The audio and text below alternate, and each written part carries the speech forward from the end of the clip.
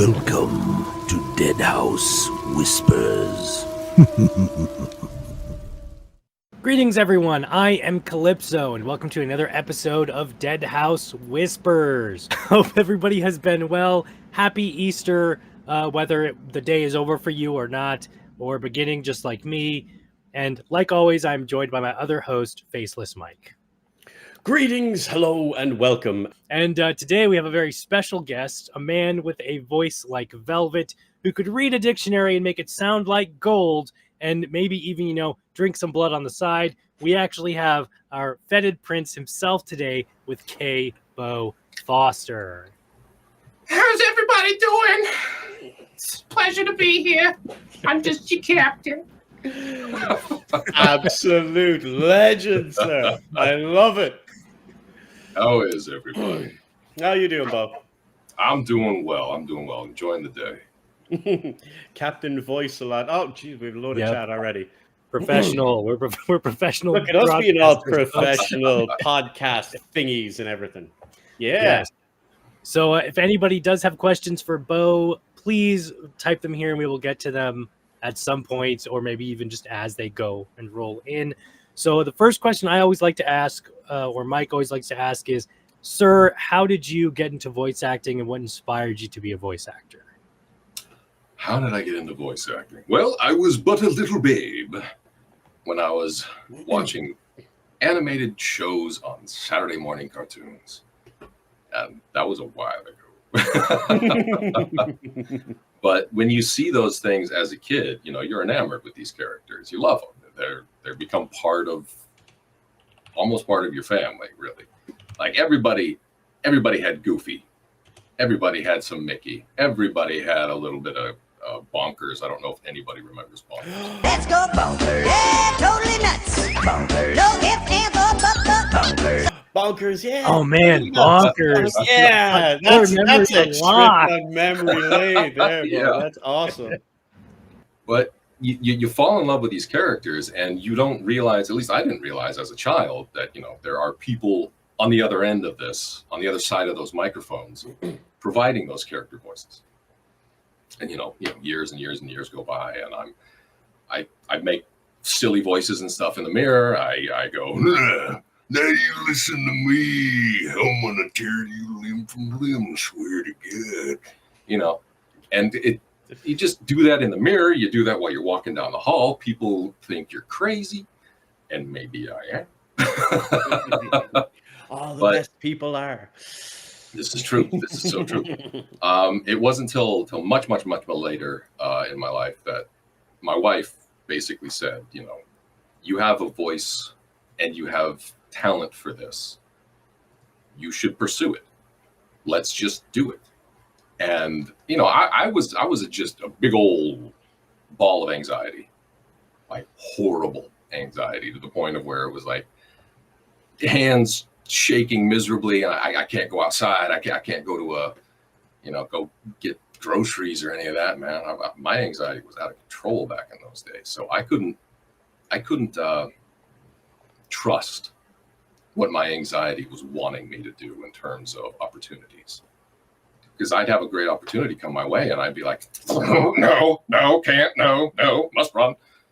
And so I would just defer to my wife, who is brilliant and amazing, and she's the one who would say, look, I know it's going to cause a lot of anxiety, and I know your anxiety doesn't want you to do it, but this would be good for you, and I think you should. And through that, I was able to build a lot more, joie de vivre, as it were. And I ended up pursuing, just audiobook work initially. It was audiobooks. Send out some audiobook auditions, and all of a sudden we got a bunch back, and I'm going, I don't know how to do any of this stuff. How am I supposed to complete these contracts? I have no idea what I'm doing. But we did it, because contracts. You finish that shit. you better. But it was from that I just fell in love with it, man. I'm happy when I'm in that booth. It's like right over there is my little voice booth where I sit in the dark and talk to myself. And you do it so well, sir. But you do it so well. Yes. Oh, thank you. You are too kind. So that's more or less how I really got into it, with just those lovely characters, and then you learn all the people behind it. You know, you learn about the Mel Blancs, and you go, that dude had everything figured out. Do you That's have wild, a? dude. And But yeah, where did then the jump from like the audiobooks hit into like video games? well, the audiobook thing went pretty well. We ended up doing like 24 audiobooks over the course of 2 years, I think it was. And these were all like 10-hour long or something. That's awesome, dude. And it was absolutely just the coolest experience. But it is a marathon and a half to do audiobooks, I can imagine. especially when one, you don't know what you're doing. I had no idea what I was doing. I mean, you bust out Audacity to start with, and you go, I don't know how to do this, and then you just do it with whatever you have, you know. For something. The years, the effort. In the end, I was seemingly no better than common street trash. So what if I tried to take over the place? But it was from that I realized that, you know, I love doing this. I love these characters. I love being able to portray them in these long form bits of content, but this is just too much. I don't know if I can continue this. This doesn't seem tenable for the future. And so we pivoted a little bit when one of our good friends said, hey, you should be on TikTok. In the first age, in the first battle, when the shadows first lengthened. Why aren't you on TikTok? Get on TikTok. You're a big silly goof if you're not on TikTok, because that's how you get out there. You have to put yourself out there into the world. Otherwise, all of that amazing stuff that you have kind of just sits in your own little circle, which is great if that's what you want. But I had to get myself out there. So TikTok was the way to do it. And I started doing revoices of some of my favorite anime scenes, some of my favorite pivot. Yes. Sorry. But yeah, I started redubbing some of my favorite anime scenes, and that seemed to go really, really, really well. Some of the videos were hitting in the millions of views, and I was going, I don't know how to comprehend this. I'm just a little forest boy from the woods of Montana. I don't know what I'm doing. But it was through that I got a number of job opportunities for video game work. They said, hey, I came across your TikTok. You sounded really cool in this. Would you be interested in this project? And from that, I went, yeah. And it just kind of snowballed. And here I am working with this dope-ass crew on this amazing, amazing audio drama. And it's incredible to have you on it, sir, because I don't think anyone else could have voiced the Fetid Prince like yourself. Like, it just fits. The voice just fits. It really does. It really does. For anyone else curious, if you go check out, you just literally open YouTube and type Beau Foster, his work comes up straight away. And you can see like some of the ones he's talking about from TikTok, where he's like dubbed over like different anime or game scenes and all like that. And it's amazing. Oh, thank you. It's incredible. So now, to the other meat and potatoes of this, you're a gamer. Tell us where you got into gaming and your history on that side. These two things have to come to a nexus, or we get the Deadhaus. I've never played a video game in my life. I don't even know what they are. So, dog, we will judge you. What the hell? Okay. But gaming started for me very early in my life. I started playing games when I was 3, maybe 4 years old. And it started with the NES and the Atari 2600, I think it was. Yep. Pitfall. Man of culture. Man of culture. Pitfall. Airwolf. Dude. Showing our ages here, guys. Careful. Yeah, dude. Battle tanks. Battle tanks. Come on, battle tanks. Played that shit for hours.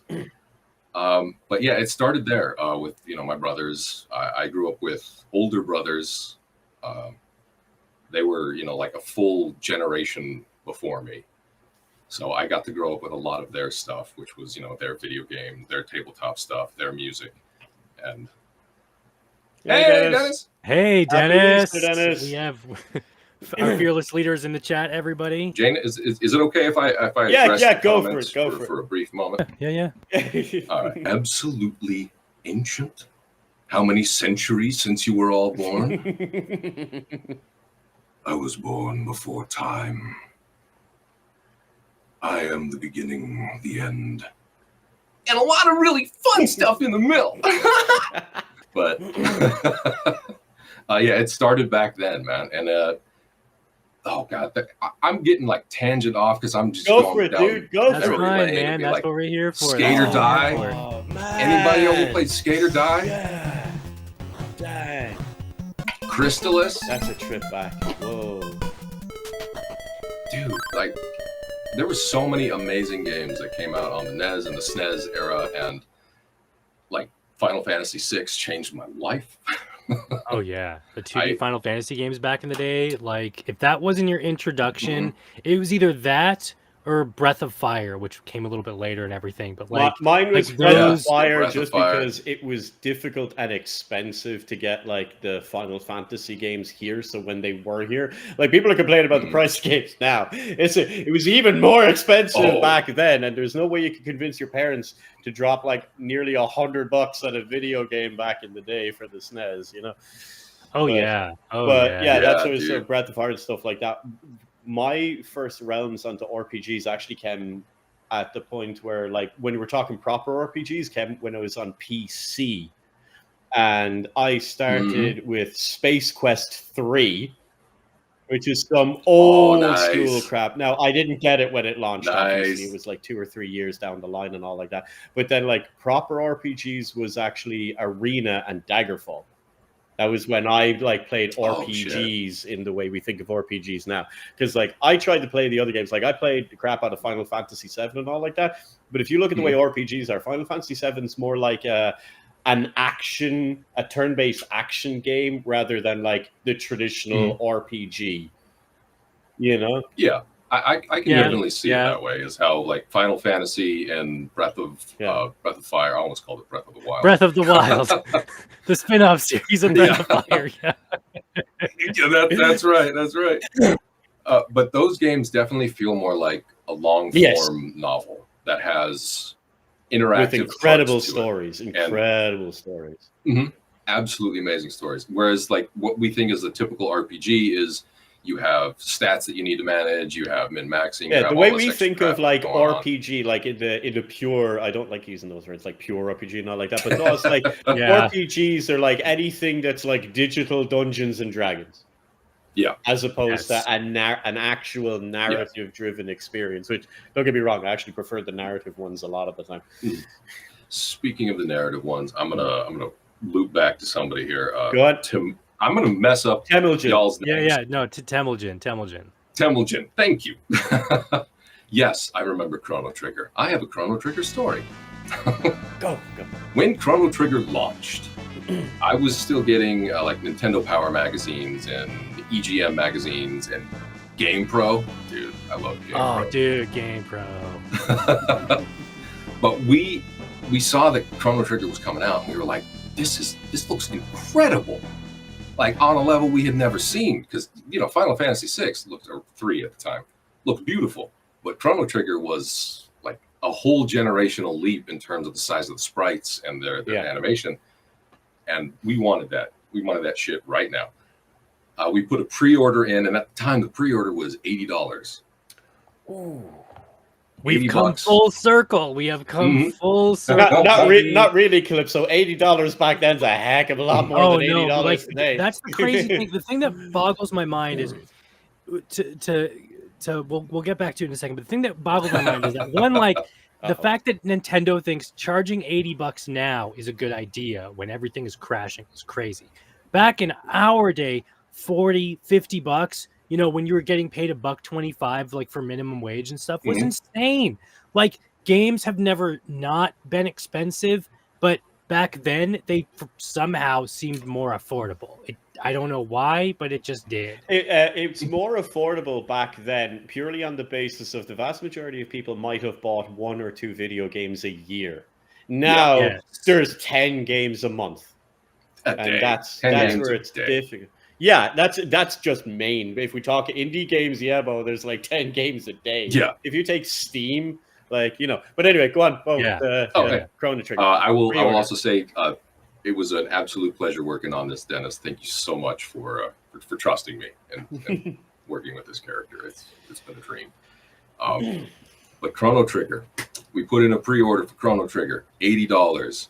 We sent that money away, and this was back in the day, where you had to put money in an envelope and send it to the company, and then hope that you sent it to the right place and it wasn't a scam. But we sent that out, and we waited, I think it was 6 months. And that's forever after man. the release. Oh yeah, That's forever when you're younger. 6 months, an eternity. 6 months, and then it got there, and we were just like, praise the Lord. And yeah, dude, hundreds of hours in Chrono Trigger. You got to get the rainbow, dude. Come on. And anybody who doesn't, and there might be people who pronounce his name a little differently than I do, just because, you know, the game came out and it didn't have voiceover, so you just had to make up how the name sounded in your head. But if anybody didn't get Magus and you decided not to have him in your party, shame. Shame. Shame. Same with Final Fantasy VI. If you spoilers, if anybody spoilers for an ancient ass 30-year-old game, yeah. If you didn't stay and wait for Shadow, I have no respect. Shame. You got to stay and you got to wait for Shadow, and then you can leap off. And then going out to that, then from the SNES, then when you take the next leap up, the next bit was PlayStation. And you would think. That's where we tie into like Blood Omen later on. Oh, Bo took a detour. Go on. You would think. We were a Nintendo family. Ah. This was during the height of the Sega does what Nintendo don't and all of that. Yeah. Crap. Oh, that's such a good tagline, man. Dollars free. What Nintendo don't. Buy a 16-bit Genesis system between now and October 31st and get an extra. The worst bit good to that, which tagline. everyone will get angry at. I was a Sega person. Sega person, but my friend said Nintendo, and ironically, the whole console war thing didn't happen as harsh over here as over there because one of your buddies had a Nintendo and you had Sega, and everyone come over to my house, we play all the Sega games, and we go to their house, we play all the Nintendo games. Yeah. Yeah, that was me. I was PlayStation, a friend of mine was N64, and another friend of mine was Sega. So we would all just sort of swap consoles, you know, for a little bit and play some games and everything. And it was a cool experience, you know. But everyone in school was like, "Hey, did you get the N64?" No, I got PlayStation. Which games? Metal Gear, Soul Reaver, stuff like that. Like, yeah, never ending. Yeah. We were on the Nintendo side of that fence. Okay. And PlayStation were evil, horrible creatures. They don't even deserve to be in the same sentence as Nintendo. What are you saying? Slowly hiding my PlayStation controllers. But when I was like in middle school, I think it was in middle school, around 96, 97, somewhere in there. A friend of mine had a PlayStation, and he had Legacy of Kain and his CD booklet. I don't know if anybody remembers the big binders of CDs in their sleeves. I got a couple right over there. There still. Yep. He brought that over. He had a couple of games, big game binders, and one of the games in there was Legacy of Kain. And I had heard nothing about it. I had put it in the disc, closed the lid, and my life was changed.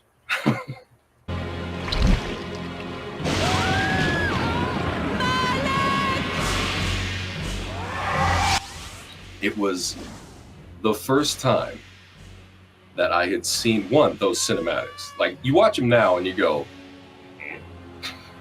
back in the day, those blew my mind, man. The opening cinematic where everybody's screaming, calling for the night, and vampires in there just ripping people apart, blowing them up, sucking their blood from across the room. And like to a 10 or 11-year-old kid, which He shouldn't have been playing those games. Yeah. And thus was created the ESRB. Yes. Thanks, Mortal Kombat. Yeah. But I was enamored with it. And then you have all of the voiceover that goes over the top of it. You have the narration by Kane while you're playing the game. Nobody had done anything like that, man. And it just hit at a time when I was just super heavy into heavy metal. Yes. Still am. I'm a metalhead till I die. Throw the horns. Yeah. Oh hell yeah, dude! I think it kind of goes hand in hand. And just on a tangent there for a second, and not to give a shout out to the guys, but to give a shout out to the guys because they really done a lot of effort with Lords of the Fallen, the 2.0. Mm-hmm. They're the first company I've seen in a long time where they done a launch trailer and they put Iron Maiden as the soundtrack. We're like, yes, yeah, that's how you do it. You want to make games badass metal? Yes, that's how you do it. Not to disparage anyone else, but when I start hearing like trip hop and stuff like that, it's like, I thought this is an action game. What's going on? It's like, where's the metal? And it's like, yes. You get that little new wave of British steel. It's good shit, man. Yeah, dude. Like Legacy of Kain completely changed everything, dude. I hear all the narration over the top. I hear how dark and gritty and nasty everything is. And you're walking around inside of his little, I'll call it his little hovel. And he has people chained to the walls and he's like, oh, I just need to feed. I awoke to the pain of a new existence in a dank womb of darkness and decay. It's like, this is so cool. It's gross and horrible, but so cool. Yes, man. Please help me, kind sir. Yes. Oh. Yes. I still think that the telekinetic blood sucking is the coolest thing, like vampire creation ever. No one, like, throat biting, whatever. That's fine. The telekinetic blood sucking is still. And how many other games have used this? Because that's done in there's been 2 or 3 other ones that have used it. It's in V Rising. Vampire? Is it in Did V Rising? Vampire use it? I don't know. I think it's an ability. It's an ability. It's not your innate way to do it. But there have been a few because the minute you see any vampire game and they do that, it's like Blood Omen reference. Play Blood Omen. Yeah, it's never a bad thing. It's like, man, you have good taste, sir. Yeah, man. It was just so cool, dude.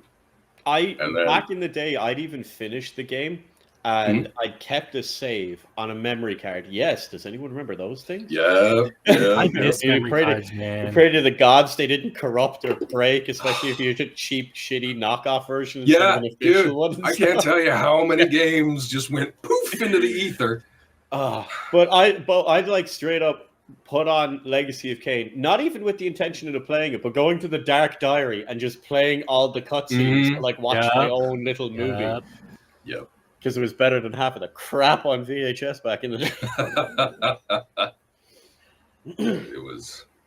It was awesome. It opened the door into like the horror genre that I never really leapt into. Because like when you're a kid, a lot of it is just like, dude, that's so cool. Wow. Dude, look at all the blood. Oh my God.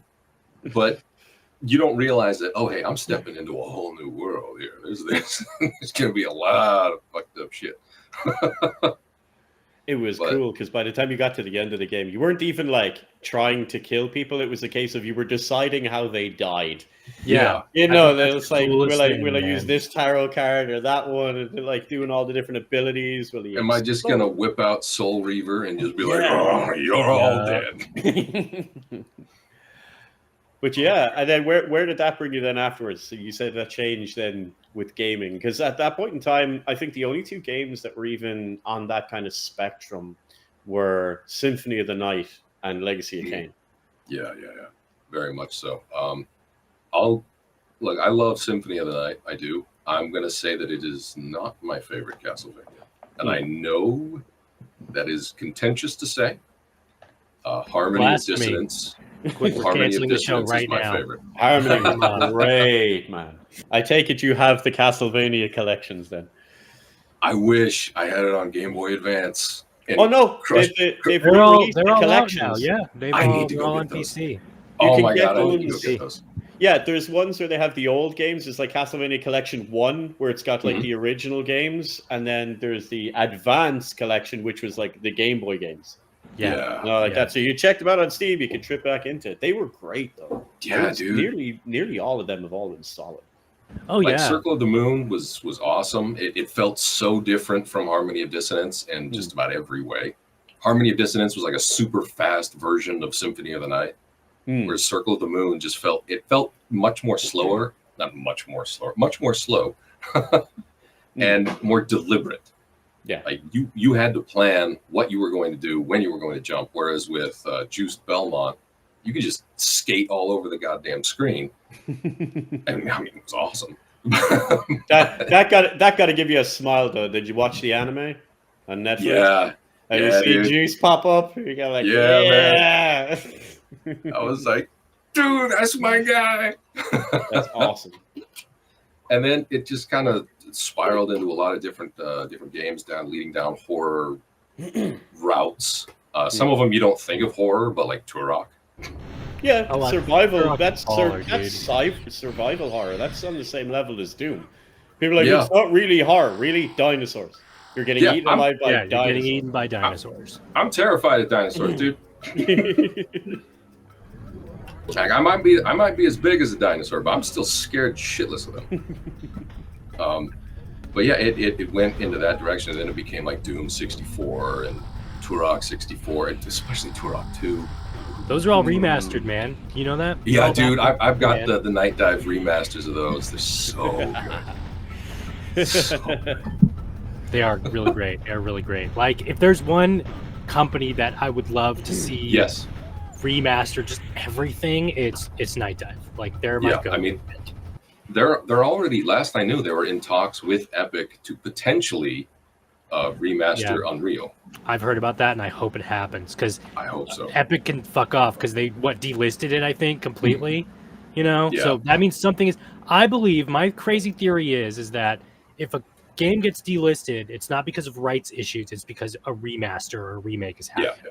Usually, a lot of that there's a Turk felt less horror games when you got the later game weapons. Well, that's all that is. Always. I mean, once you get the quad rocket launcher, game over, man. Yeah, most of the time, if they're delisting something, it's not just because it's going away. It's either on a very small percentage, the rights have been lost or changed to someone else, so something needs to happen. Or, as Calypso said, the vast majority of the time, something's happening. Something's happening behind the scenes, or even if it doesn't end up in the public, it has happened behind the scenes. That there has been meetings, there has been discussions, things have been set in motion. Like people keep forgetting whenever things get remastered and all like that. For everything that comes out, there's 10 that never made it to the finish line. Yeah, you know, very true. Yeah, very true. Still waiting on that GoldenEye remaster remake that dude. was released. It got leaked and it's released, but it was never officially finished. Ridiculous. I've never played it. Oh, dude, wait, Wall, you were an N64 guy and you never played GoldenEye? I never played this leaked GoldenEye from Xbox Live Arcade. I didn't spend any time playing that.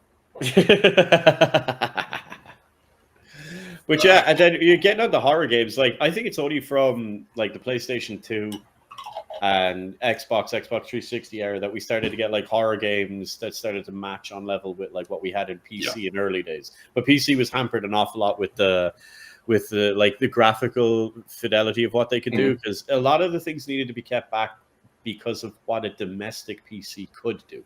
You know, so you had a lot of 2D horror and stuff like that.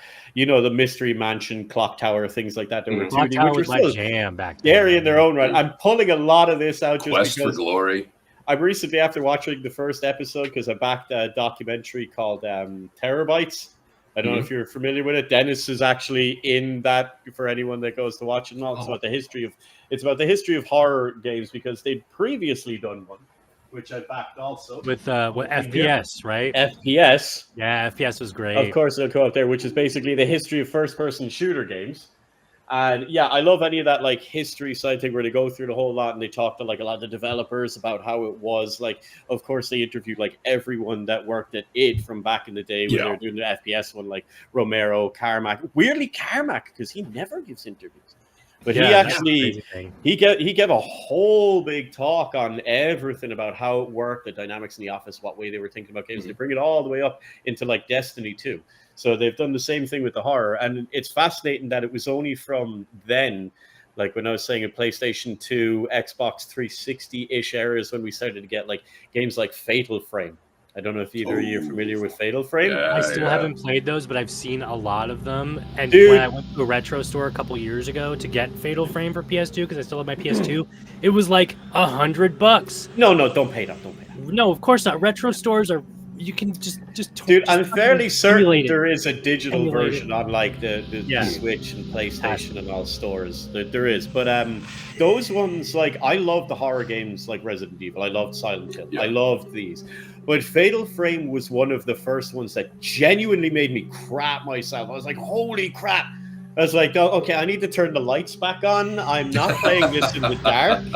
I'm not playing this in the dark anymore. I'm looking over my shoulder. And that's what you want, though. People keep going, I was like, why would you play horror games? You're scared. That's what I'm looking for. Yeah, that's why I play it. Yeah. I've been binging the Amnesia series for the past couple of weeks. I was about to say Amnesia. You know, people might not like Machine for Pigs and Rebirth, but honestly, playing a back-to-back, and me who gets really easily scared at like anything, I love those games. Yeah, but he can't do horror. He cannot do horror at all. It just work. What was it, Calypso? Was it Hereditary? Yes. Oh, dude, fuck Hereditary. I got him to watch a horror movie, and he just couldn't deal with reality after. No, man, like I love horror movies, but I hate horror movies. Hereditary can fuck right off, dude. Like that movie traumatized me and made me scared of the dark. And I'm a 40-year-old man. Calypso, I need to come over to Vegas. There's a load of Jap horror I need to show you. Dude, no, Japanese horror is the creepiest. Japanese horror is the creepiest. Like, it doesn't even have to try, and it still scares the crap out of me, man. Good. Like, my heart is racing just thinking about it, dude. All right, I'm gonna hit you with 3 movies that were possibly the scariest movies I've ever seen, and you tell me whether or not you think they deserve to be within the horror umbrella. Okay. First one, The Never-Ending Story. Yes. Absolutely. Yes. Dark fantasy children's horror. Yes. What was the second one? And he was just like, the nothing. It's like, you should do a dub of that, man. You should do a dub of that for your YouTube. Gamork, he scared the shit out of me when I was a kid. I had problems. He scared everybody as a kid. I lived in the woods, all right? We had actual wolves in the area. And people were told, hey, you know, just so you know, later at night, keep an eye out. We do have wolves in the area. Gamork comes on screen, and he's just like, I'm going to eat your face off. Okay. So you've got a little baby Beau worried about outside. Is that a wolf, a Gamork, or a Skinwalker? What the? Yes. Which one? I think the two statues, the 2 angel statues or whatever from Neverending Story are the creepiest thing ever, man. Oh, like the nothing is creepy, the wolf is creepy. With those statues, there's something about the monotone voice and just the expressionless, lifeless face that really good, dude. That's I think most kids' introduction to dark fantasy, which just funnels you straight into horror, because that's straight into Lovecraftian nightmare. If you watch, here's the thing, and I bet you, I don't know how we'd do a survey on this, right? But I bet any money, anyone as a child that was a fan of and liked The Neverending Story or Dark Crystal either reads H.P. Lovecraft or is mad into 40K. Yes. I bet you, I can guarantee you there's a crazy correlation of where that funnel goes. Because it all feeds into itself, man. It's like a weird loop. Yeah. And what's the next one? What's the next one, Beau? The Ghost and the Darkness. I have not seen that, so I will add that to my list. That movie, Here, I'll link it to him. it was the scariest movie ever. Because again, I live in the woods, or at least I did at the time. So scary movies about people, I couldn't really give two shits because, you know, there was a person maybe 15 miles away. Not an issue for me. But horror movies that have animals in them, especially big man-eating cats with huge claws and teeth, yeah. There you go, Calypso. Yeah, I'm going to be scared shitless by that. Oh.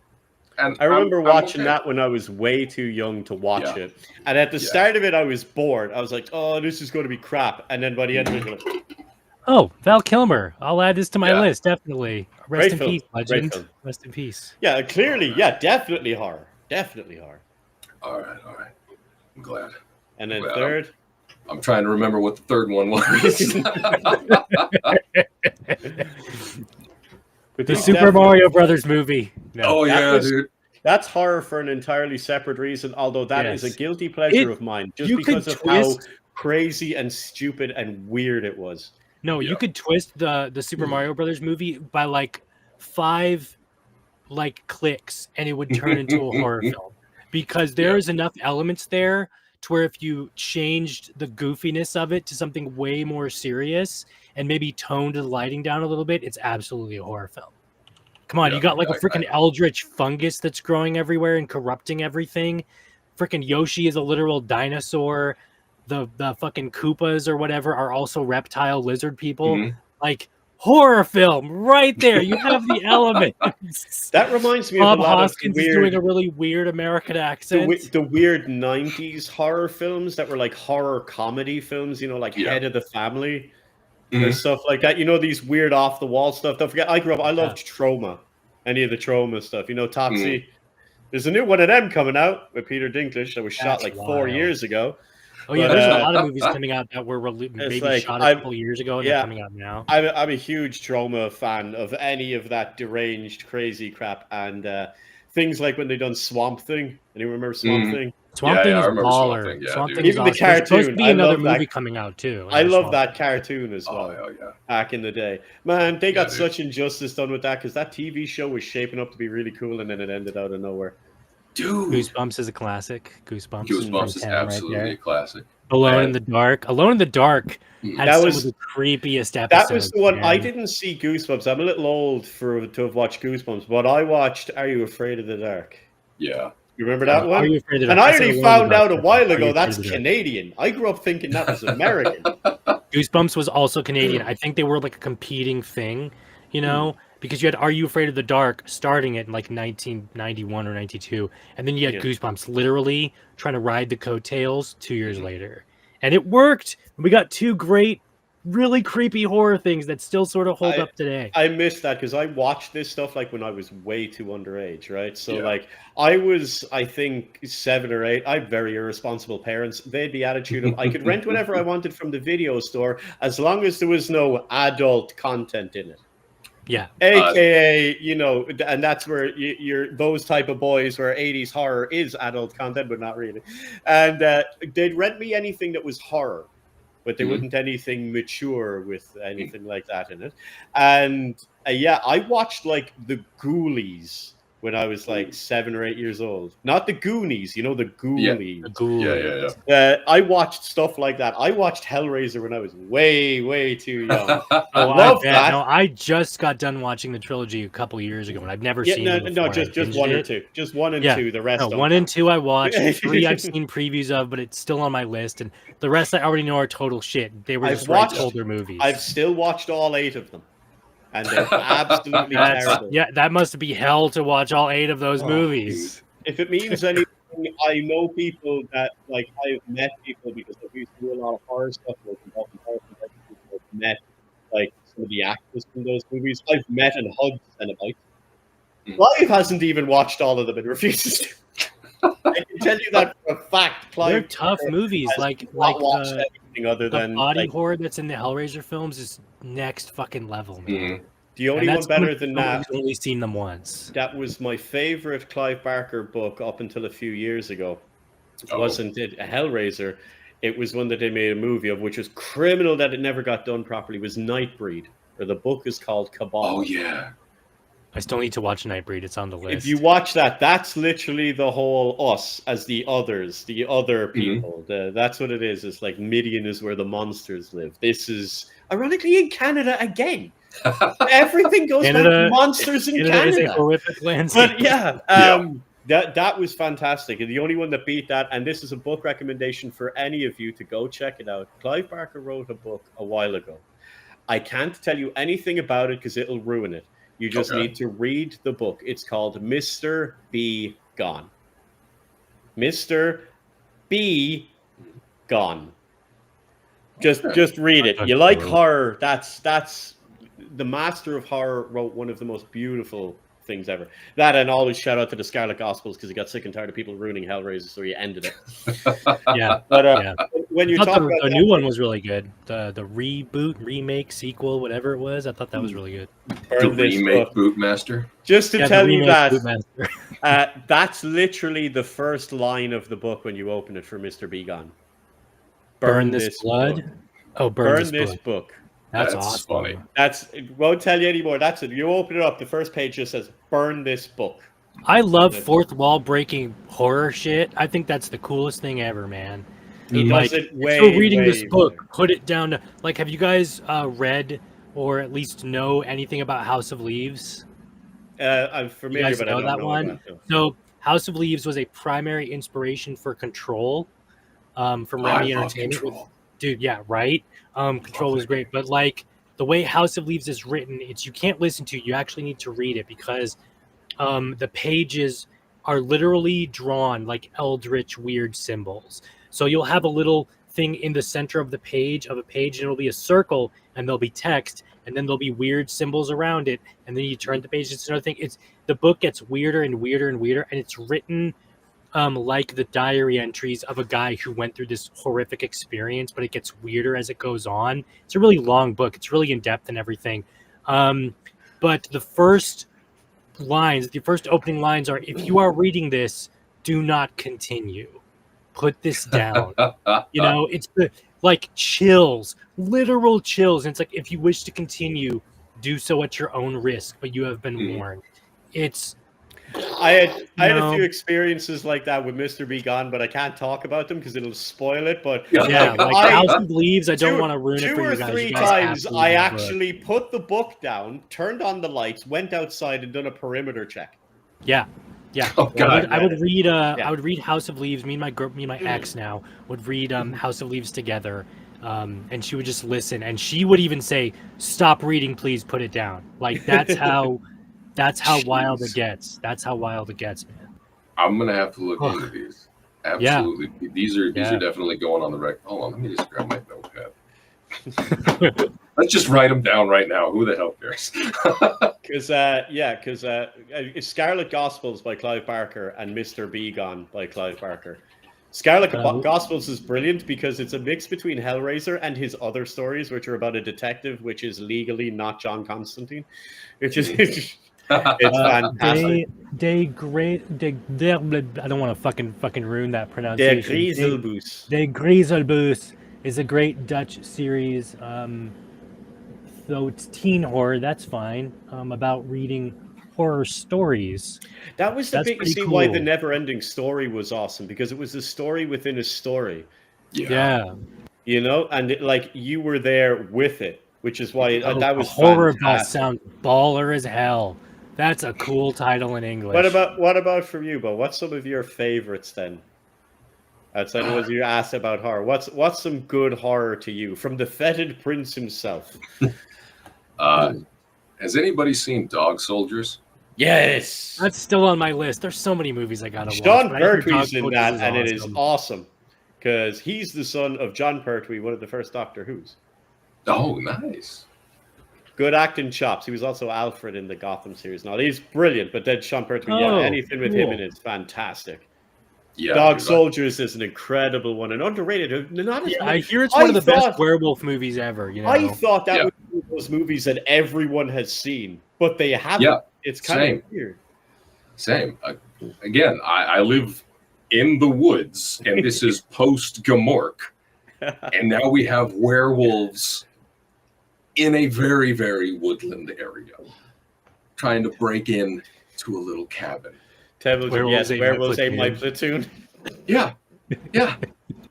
Fucking dude, I can't. I've watched that movie twice, and I know that I can't see it 3 times. There's a great horror film. I can't remember what it's called, but it's set during World War I or World War II, and it's called like In the Earth Below or As Above, So Below. But it's about like the devil, the literal devil. As Above, So Below is a different one. That's the one where they go cave diving in the catacombs of Paris. Yeah. Oh, it might be Overlord, where like soldiers are in a bunker and fucking demons and shit are taking over something. And yeah. That's a great fucking movie.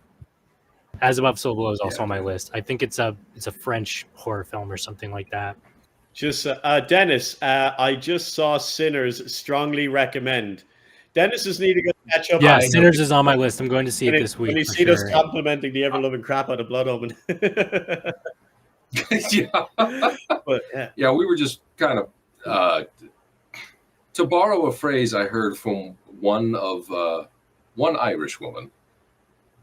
We were foaming at the gash over Blood Omen. Oh my God, I can't believe that's made it to America. I know a person that has used that colloquially streaming here not too long ago, and I'm like, wow, that's made it quite around.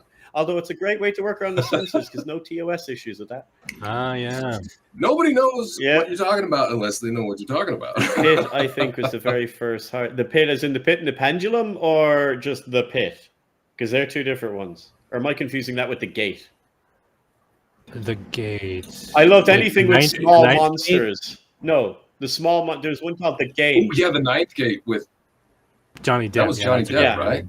Yeah, that was. No, but there was Constantine also. Yeah, there was one called The Gate, which had these little monsters in it. Is old 80s horror. I loved anything with small monsters, really anything like Gremlins, Munchies, Critters, this looks cool. Yeah, the Critters, any small monster horror. I love that crap.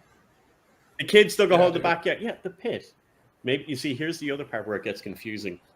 When I have to talk to Americans with horror movies, for some stupid reason, they change the names of things when they come to Europe. It's and I don't know why. It's a rights issue. Better over there. I don't know why. Either. It's either marketing or a rights issue. For example, in America, ye all know it as Encino Man. Over here, it's California Man. That's really funny. That's okay. Okay, that is funny, but completely unnecessary. I get it. Not everybody's going to know Encino is a city in California. We would have got it. We're not that stupid. California Man is arguably a better title, I think. We need a Florida Man movie. Actually, there is. There is a Florida Man movie. That's it. Calypso spent way too long down in Florida, and he was the resident Florida Man, so all the jokes went that way. I kept playing the Blue Oyster Cult song, Florida Man. The memes of whoever can pull this machete out of the alligator gets to be the king of Florida. Yeah, there's a weird gator thing going on in Florida right now. Like Isn't they're there just always swarming gator gate? No, there's like swarming gators everywhere. Like for some reason, I keep getting recommended gators walking on the highway, and there's like 10 of them, and they're just chilling. That's going to turn into waiting a barbecue outside of a man's house because he was fucking feeding them or some shit. It's like. I've been down to Louisiana and Texas. That's going to turn into a barbecue. That's going to... That's going to turn into a barbecue, and the gators are going to be the ones coming. Was it newish horror movie shout out, A Cabin in the Woods and Tucker and Dale versus Evil. Tucker and Dale versus Evil. There's those guys are making a new film I've seen. I'm trying to remember what it was now. I remember seeing a trailer and it says from the makers of Tucker and Dale versus Evil now. It's another horror comedy. I'll need to plug that. Hold on. You see, now I'm going to have to Google that because I was looking at. I was like, "This seems familiar," and it's like from the makers of Tucker and Dale versus Evil. I'm like, sold. There's a really obscure horror film that I just watched a couple weeks ago with Jeff Goldblum when he was really young, and it's called like Hotel Transylvania 9000 or something. It's free on YouTube. Yeah, is it Transylvania 9000? Yeah, it's free on YouTube. Everyone, please go watch it. It's the cheesiest of cheeseball, and you have literal Oscar nominee Jeff Goldblum in the. Oh my God, it's comedy gold. It is comedy. That was it. Gold. It's called Clown in a Cornfield. That sounds fantastic. It's exactly as nuts as you think it is. It's Eli Craig, the director of Tucker and Dale versus Evil. It's called Clown in a Cornfield, and it's everything. You Google that and check the trailer out afterwards. It's exactly what you think it is, and it's just as crazy and stupid as you'd imagine it was. Because I love any of that horror comedy as well. That's what I'm saying, any of that. That's why it's like even Cabin in the Woods. Like people are like, it's a horror. It's like I put it more in the horror comedy section rather than serious horror. Absolutely. Fantastic. Yeah. Need more stuff like that because we need to get guys going out because horror is always kind of this weird stepchild in cinema that like mainstream cinema doesn't like it, but it always does gangbusters. It's very profitable. Yeah, you know, it's very. I will contend with you on that. In that horror is never mainstream, and yet we've had a couple of horror movies literally get Oscar nominations the past few years. The Substance. Jordan Peele stuff, but that was like Oscar bait horror. But it's totally still horror. Still a horror movie. Yeah. Still a horror movie. Like I see that Hollywood and I guess other, film studios outside of Hollywood, because the world revolves around. Yes, of course. I can understand, I can understand a lot of where they're coming from. You know what I mean? But at the same time, I don't know. Like sometimes they say horror is kind of beneath them, but they will always borrow it for sections of the movie. They'll be like, "Hey, we got the Hulk movie coming out. What do? We got to make him big and scary. How about in the beginning of the movie, he's just ripping soldiers apart." Inside of what country was he in? Colombia, Brazil. Brazil, inside of like a Brazilian favela. That was horror to a T. Oh yeah, but they don't have the gumption to say, you know what? Let's just make a full blown horror Hulk movie or a full blown horror Swamp Thing movie, full budget. Let's give it all the beans. Meanwhile, look at Godzilla -1. Fantastic. It's not horror the way West would consider traditional horror, but it's horror. Like it's totally horror. Yeah. The opening beach prologue, perfect 20-minute short horror film right there.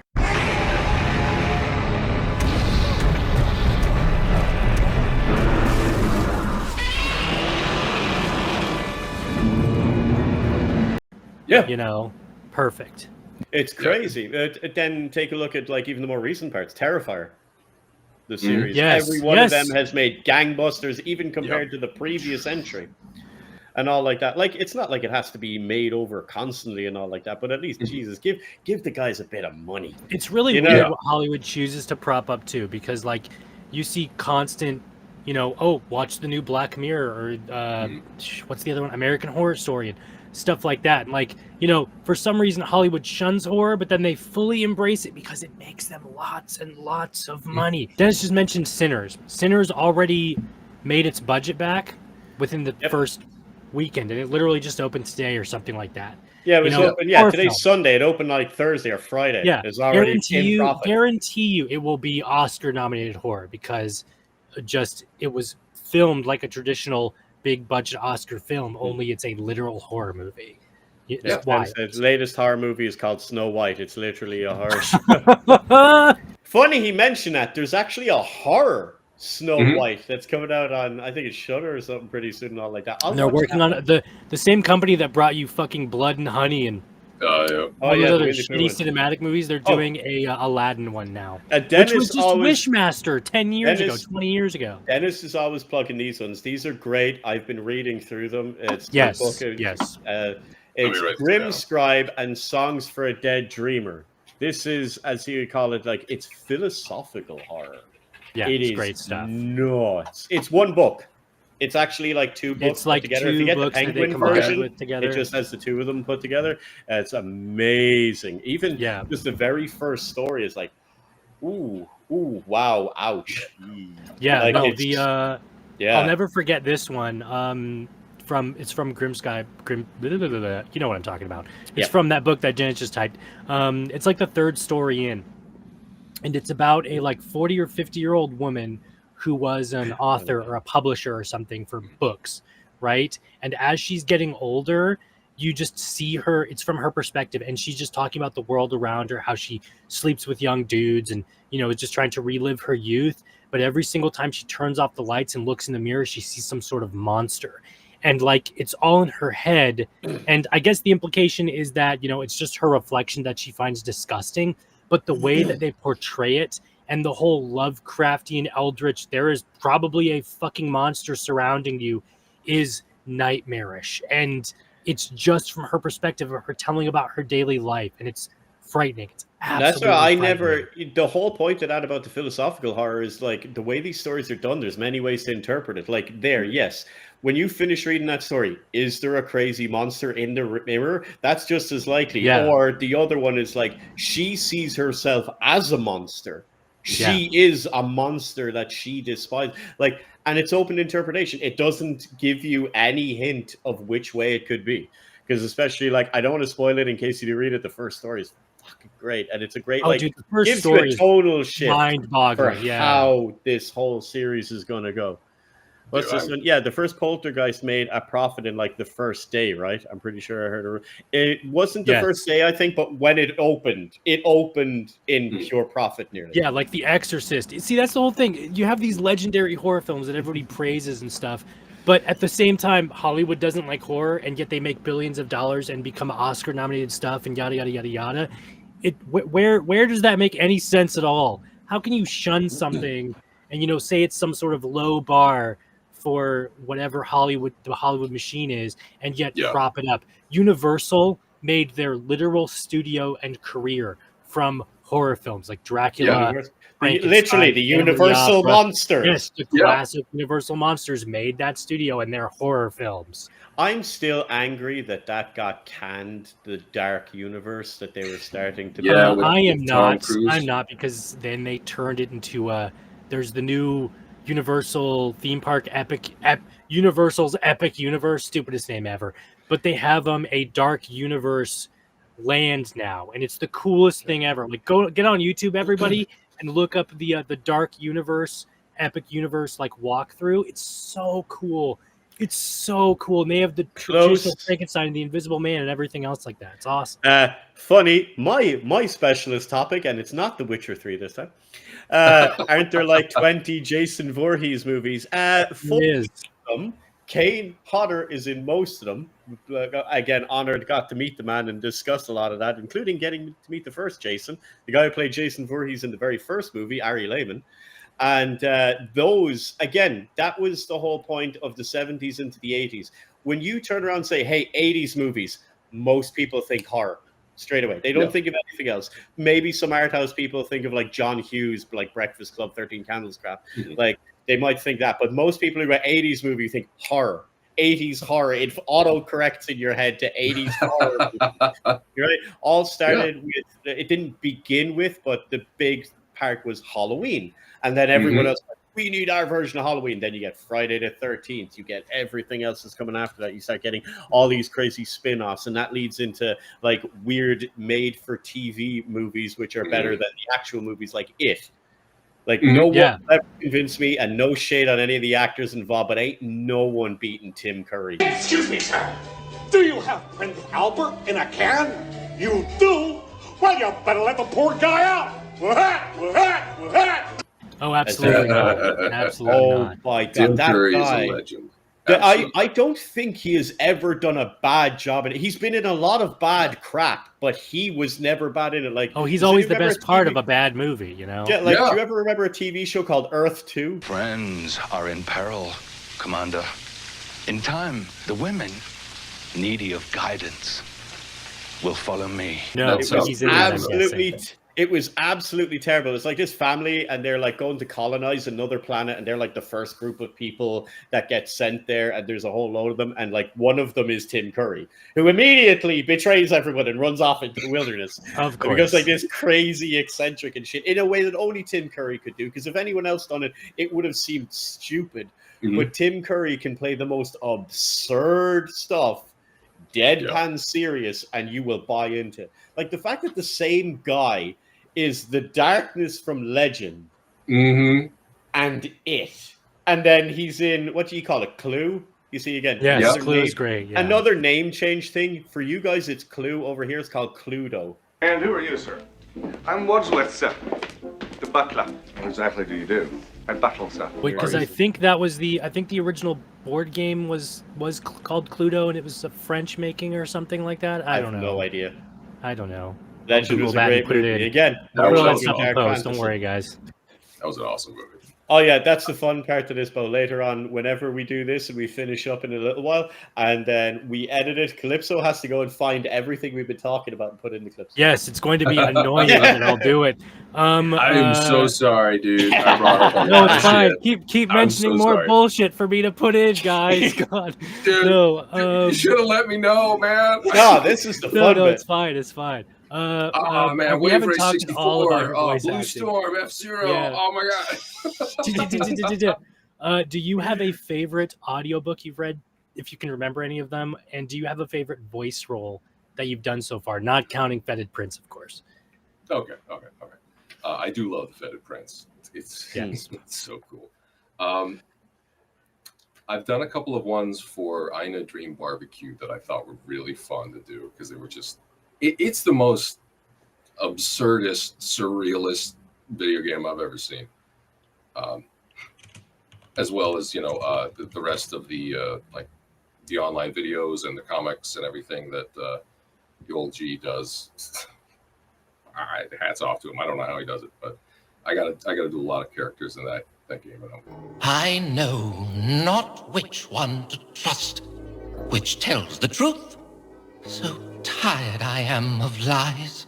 I think some of my favorite quote characters were when I was doing I forgot the word all of a sudden. Collaborations. There we are. I was doing collaborations with other voice actors on TikTok and YouTube, and just some of the collabs that we did where we were revoicing characters but in our own ways. Those are some of my funnest ones. Like I love being Batman. I love doing. I Batman. love your Batman one, dude. I watched that this morning before we started this. That was cool. I'm trying to save you now. Is that what you think this is about? That you let me die? I don't know what clouds your judgment worse. Your guilt or your antiquated sense of morality? Bruce, I forgive you for not saving me. But why? Why on God's earth is he still alive? That was cool, dude. Because he has such a direct voice. Batman, even though he's hyper brilliant, he doesn't really play around. He's just kind of like, if you're watching this, I'm dead. And like, that's Batman. All right, boy.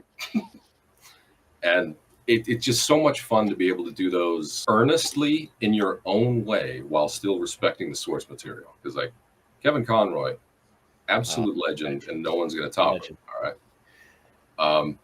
But being able to see those clips and those animations and being able to say, hey, if I were in that chair, how would I interpret this scene? How would I do this? And it allows the voice actors that I've worked with, that I've collaborated with, it allows all of us to just kind of feel free form creativity of, yeah, he's Batman, but Kevin Conroy did him this way. And maybe I just want to have him just kind of a hello. He's just here.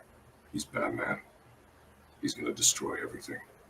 He's going to go punch the mentally infirm.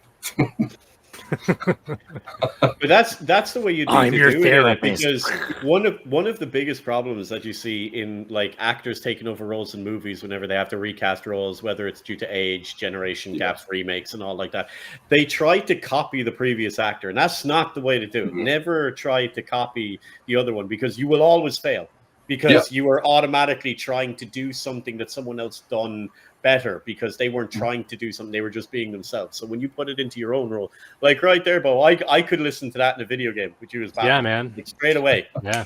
Easy. No problem. You just fell straight into that role. Fantastic. I appreciate that. Other ones that I loved doing Joker.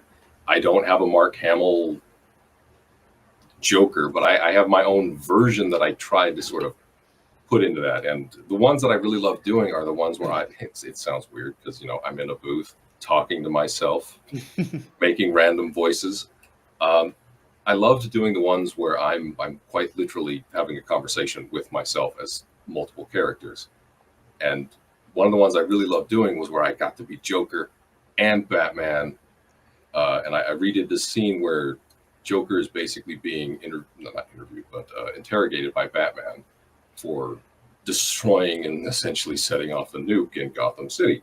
The punching, kicking embodiment of wrath. What do you think he'll become? A god who deluded himself into believing he was just a man?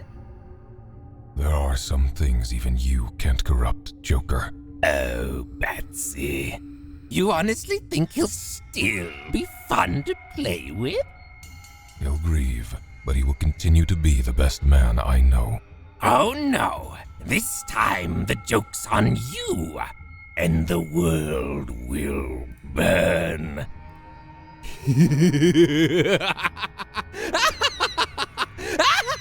I love being able to do that kind of stuff. Like, it's just so fun to be able to take a character that you love, that a lot of people do love, and try to give that same respect and love to it while also being, I'm going to change it up, try to make it my own. Because like you said, Mike, you're always going to come up short.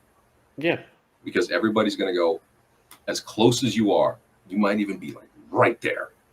People are still going to go, I still prefer the original.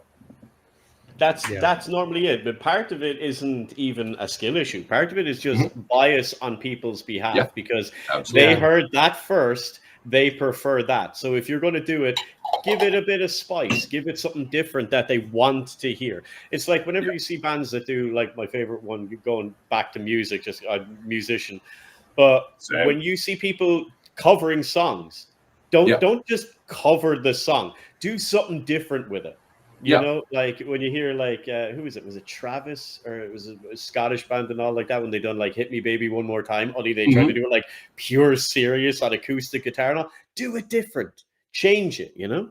Yeah, that's really funny. I gotta go listen to that one. Did any of you ever hear Dragon Force's Celine Dion's Titanic? My Heart Will Go On? Yeah. No way. I'll listen to that too. That's an experience. That's a crazy one, and I'm just laughing at the idea about it because like I have an auto play, the like auto pick thing on Spotify where it picks songs it thinks you'll like your daily playlist. Yeah, and that comes onto it, and I asked my son. And he's nearly 17 now. And I said, do you know who that is? He's like, yeah, it's Dragon Force. I'm like, but do you know that song? He's like, is it a cover? I'm like, yeah, that's a cover. That's actually a Celine Dion song. He's like, I have no idea who that is. And I'm just laughing at the idea that there's going to be a generation of people that know that song more from Dragon Force than from Titanic. And that tickles me a little. The thing that hurt the most is they said, who's Celine Dion?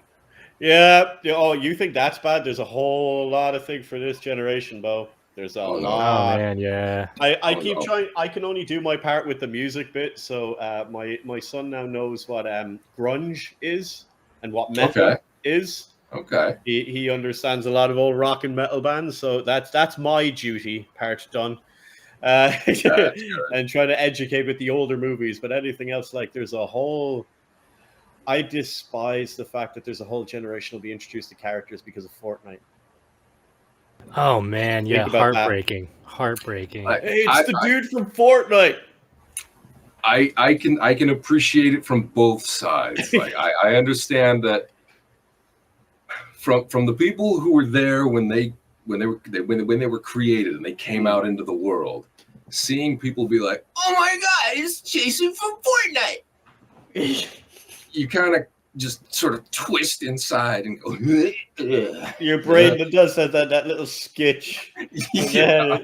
But I also appreciate that, you know what? They've been exposed to these characters. Maybe 10% will go down the path and they'll start watching these things and start learning about these characters. Go, who's that guy?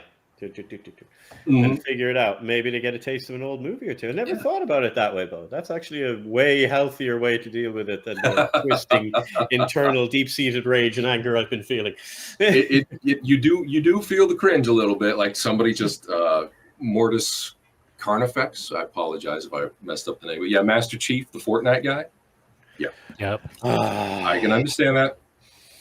But hopefully they'll go like, hey, it's Master Chief. Let me go see what there's that an game entire was from 20 years there's ago. an entire generation of people who play Doom and think it's Master Chief from Halo. No way. They'll think it's a spin-off. Yeah, I'm telling you, man.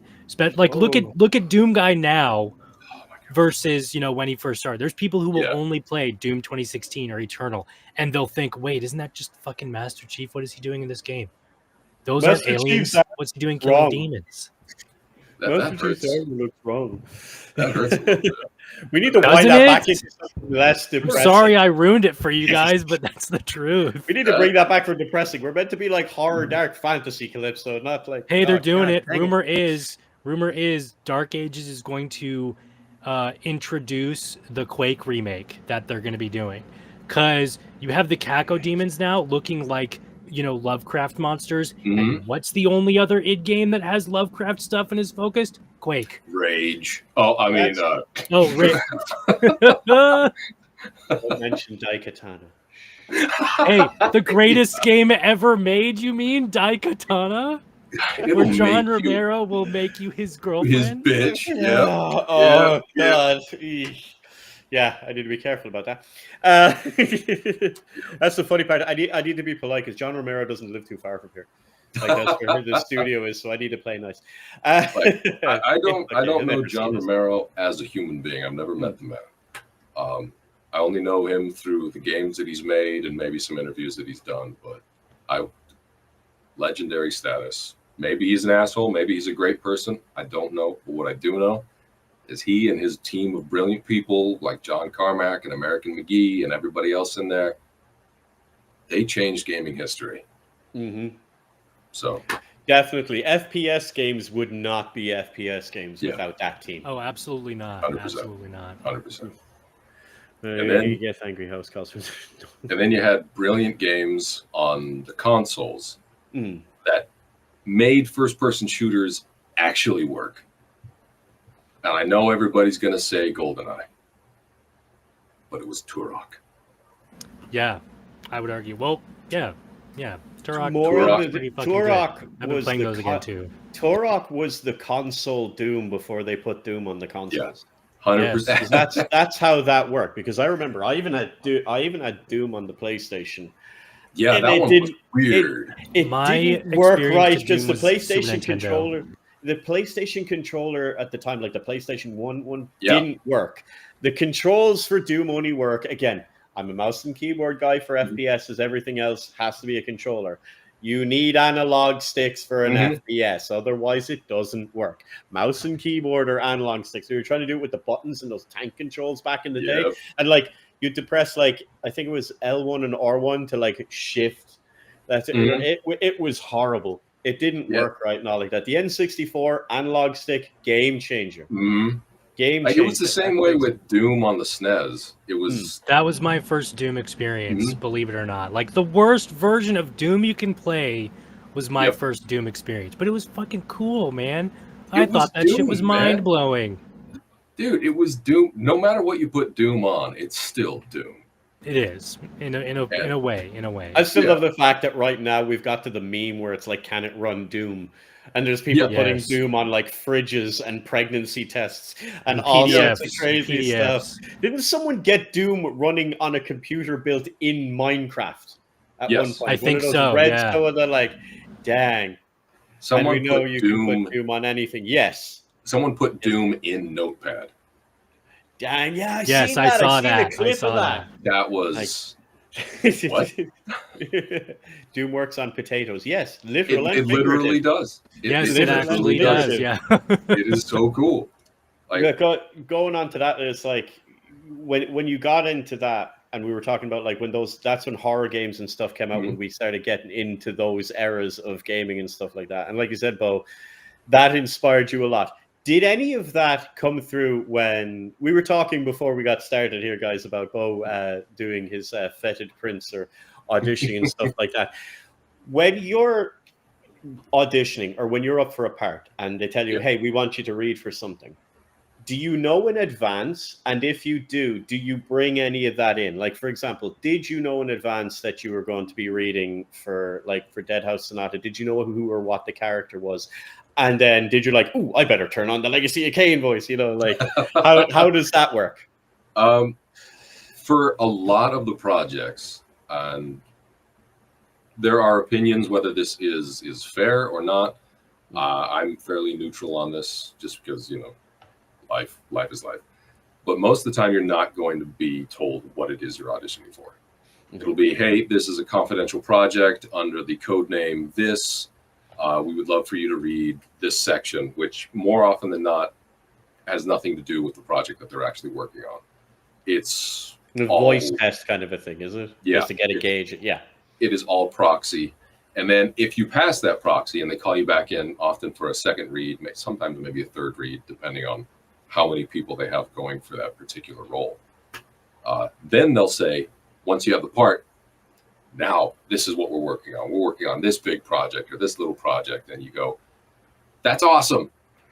Could have used that information 3 days ago, but still awesome. Glad to be here. With Deadhaus Sonata, it was, if I remember correctly, it was, I was kind of not told exactly what it is I'm leaning into, but George was very, very forthcoming the moment he got the word that I was going to be in it. He was like, yeah, okay, this is, Legacy of Kain. Does that ring a bell? And I was like, yeah, Legacy of Kain. It rings a bell. This is kind of a game made by the people who did Legacy of Kain. And I was just like, I'm in. But for the Fetid Prince, in terms of his voice, it was just, hey, here's a guy. He's sort of like an undead, sort of royal kind of guy. What kind of voice would you give him? And so I thought, okay, he's undead. He's royal. He seems like he's a bit of an ass, but at the same time, he's supposed to be this really badass dude who's also cloaked in this veil of secrecy, and you don't exactly know what's going on. And so I just thought, okay, let's give him a hello, everyone. I am the Fetid Prince. And then once I got the role and they told me, hey, this is, Deadhaus Sonata, this is Legacy of Kain stuff, I just went, that's kind of like the Legacy of Kain guy. Maybe I'll just keep going with this. This is working pretty good. There you go. Yep.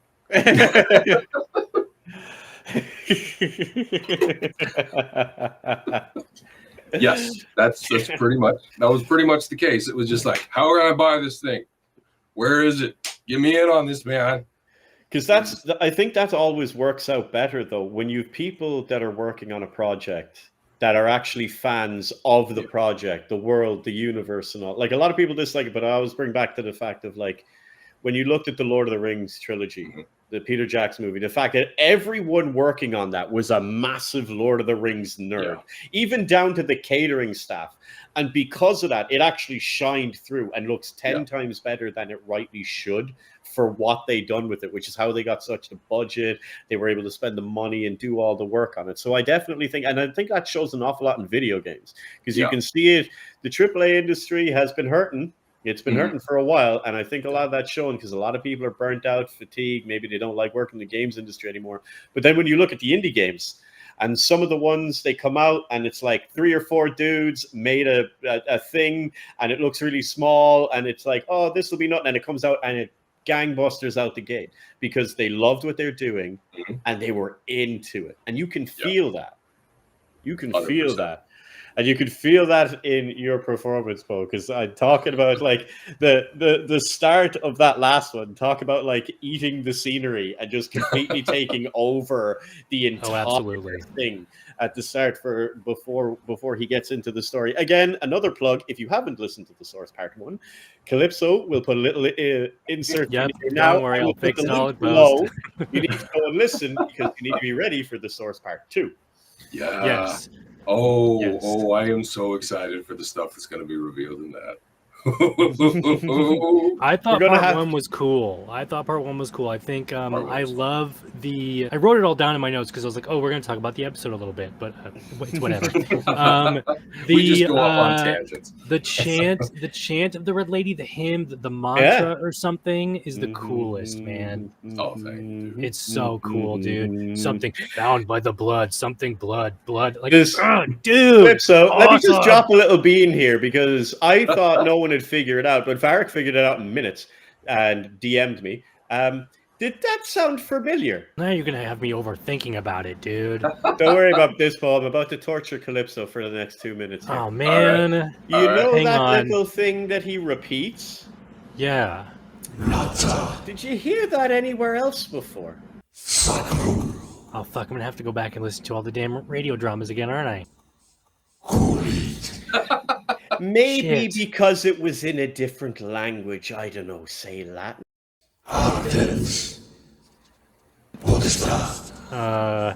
Yeah, okay, fine. I'll fix this in post, everybody, and put both versions in this episode. He is born of the blood, sacred blood. She worships the blood, burning blood. Her power flows from the blood, stolen blood. She is bound by the blood, profane the blood. Hail, Red Lady, O Mother of the First Moon, free us from thirst. Accursed are your children. Nata Lady Sanguine, Sacrum Sanguinem, Ilat Golit Sanguine, Atem Sanguinem, Potestai Sanguine, Furtus Sanguinem, Vincula per Sanguine, Voltum Sanguinem, Ave Rubrum Domina, Oma Te Primae Lunae, Libera nos Asiti, Malediti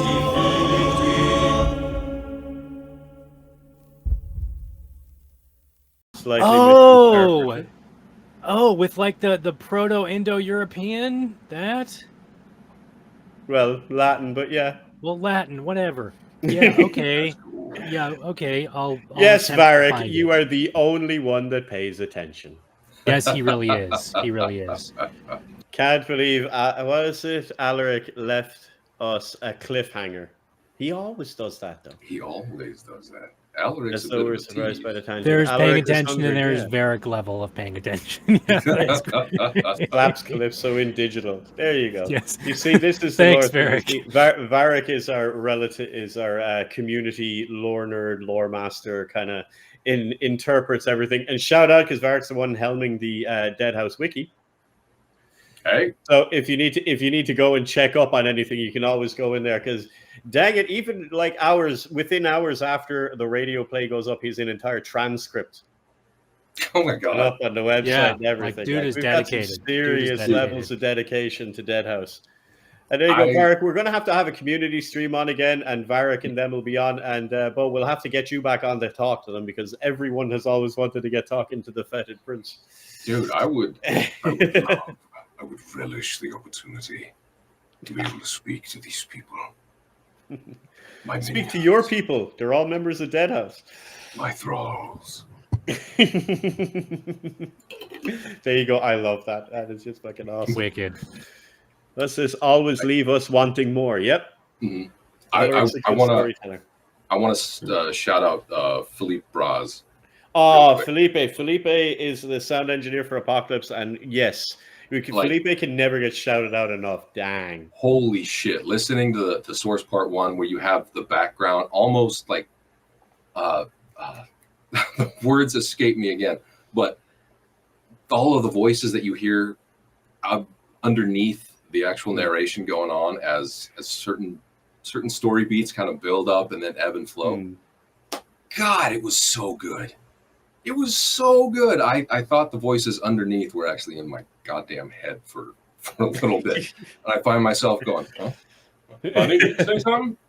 Huh? Huh? What?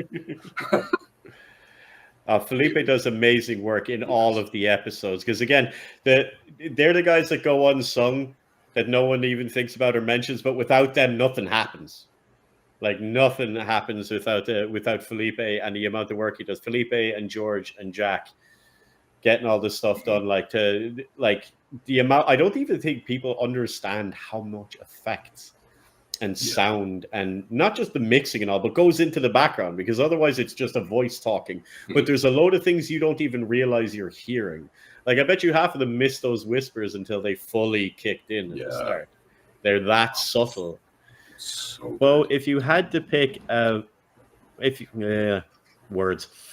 Beau, if you hadn't been picked to voice the Fetid Prince, is there a different character you would have loved to voice? AK, I'm assuming that's within Deadhaus, because Fetid Prince.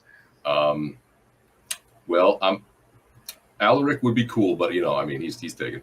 The Gaztec would have been awesome. Oh, the Gaztec has a really cool voice. The Burning One, I love the way Matt. I think it was Matt Curtis. But yeah, as the Burning One, so good. I loved his take on the Burning One. I'm gonna have to go double check that now because I can't remember and I should know. Keep talking while I check. The ghoul. What would your ghoul voice be? Oh yeah, that's a great one. I think everyone's going to end up getting a ghoul by the end of this, are they? Hell I'll need to get a yeah. ghoul. Chris will need to get a ghoul. So, what would my ghoul voice sound like?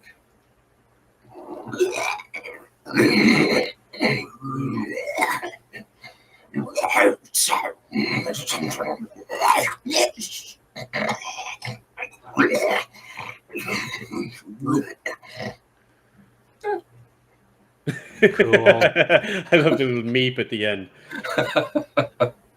Everybody gets a ghoul. Yeah, man. That would be fucking cool. Like you have everyone being these separate characters, but then to have a ghoul army and it's just every voice actor being a different ghoul. Would be rad as hell. The Burning One was voiced by Kit Harrison. Yes, Kit. Oh god damn. Not to be confused with Kit Harington from Game of Thrones. No, different. Kit Harrison. Not Harrington. Harrison. Too ghoul for school. I love the puns. I'm a person who loves puns. Beau, I don't know if you've noticed this because this is going back a while, but there was a whole meme war in the Deadhaus Discord at one point.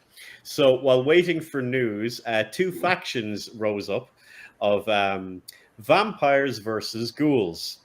And it launched into an actual all-out meme war with its own personal, like, commie versus Nazi fascist propaganda. Oh my god! Where the ghouls were the communists and the vampires were like the fascists, and it was recycled propaganda redone in that style of the two ghoul for school kind of stuff, which went for a long time, and it's absolutely nuts to the point where it's almost nearly made it into the game now that the ghouls and the vampires have a disdain for each other.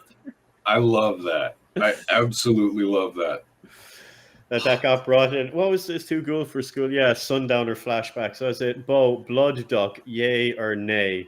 I don't think he knows what that is, guys. Who is Blood Duck? So I know a Blood Ninja, but that's a long time ago.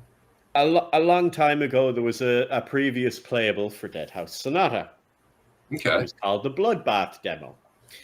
And in the Bloodbath demo, one of the first things that the community loved to do was completely obliterate the Thasian legionnaires and draw on the ground with their blood.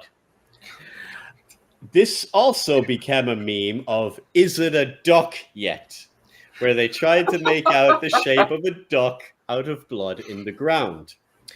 Now, the funny part to this, and if Dennis is in the audience still, or if he sees it later, he's going to laugh because they remember this.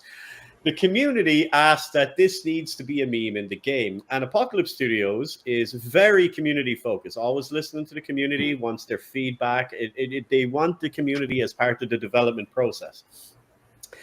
So part of my job is taking all the stuff from the community and bringing it to the devs and trying to digest it down. So if like there's 20 things, I can just make it 1 point, so you don't need to repeat yourselves and whatnot, and translate it so that the devs can understand it.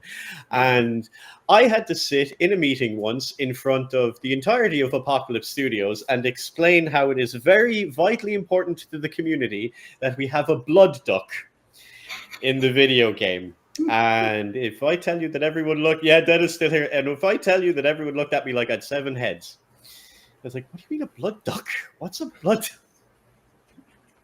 That's when you've got to double down on the insanity.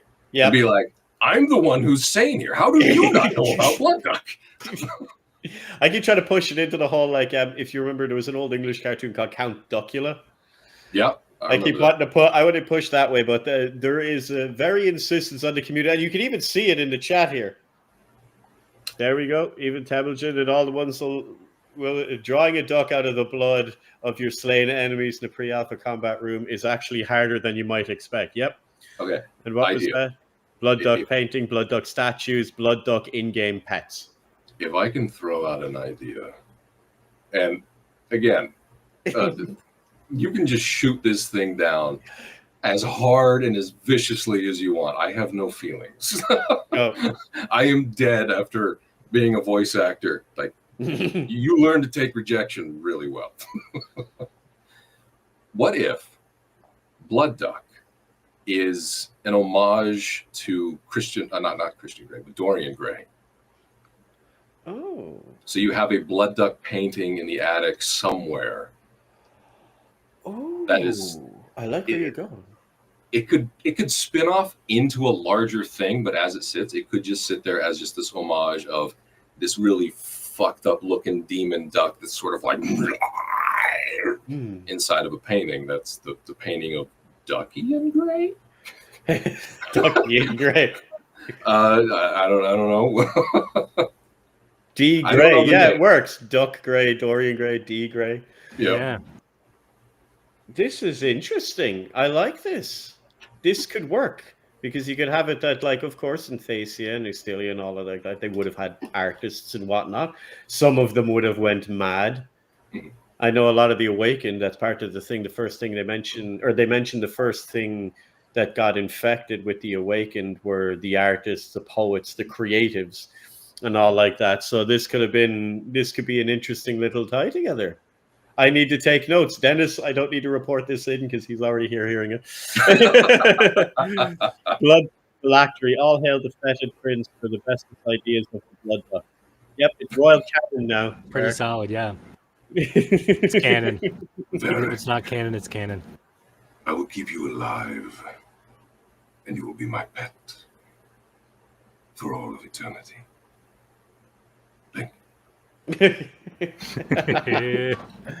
Absolutely love it. But we're coming to the end now, guys. We're gonna have to wrap up because we'll be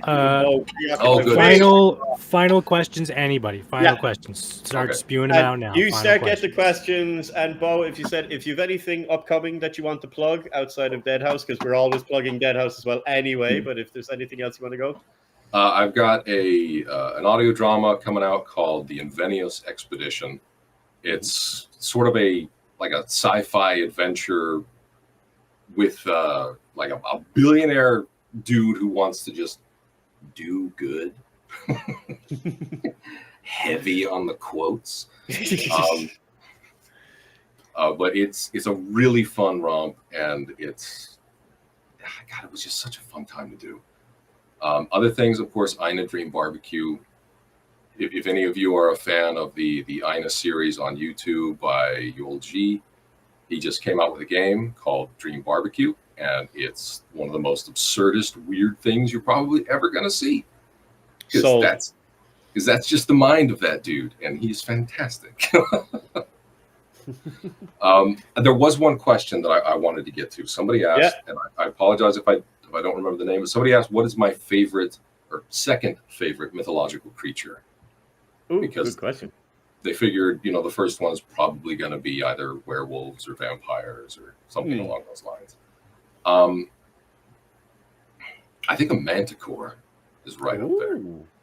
I do love a manticore. I do love a good manticore. I'm gonna go real specific on this one. Sofia Bottella's version of the Mummy in the Tom Cruise The Mummy movie. That movie, I appreciate if people love it. If you guys loved it, awesome. I have a guilty pleasure for that movie. I will say it's definitely in the guilty pleasure area, but I will say that their version of the Mummy, she kicked ass, dude. She was fucking weird looking with the double pupils and everything. That's where I feel like we could have got something better if they kept going with that. Yeah. They had a good idea. Yeah, now granted, probably producers and stuff like that might have ruined it.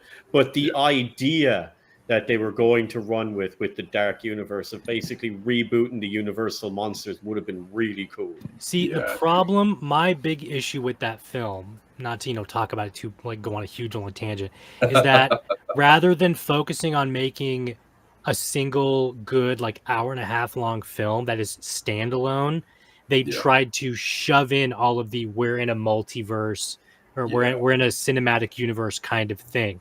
I definitely think they were rushing it out. They should have let them all take its time. Half of the film was them explaining, oh, there's a bunch of other stuff going on here, when they really should have just kept it purely focused on the Mummy.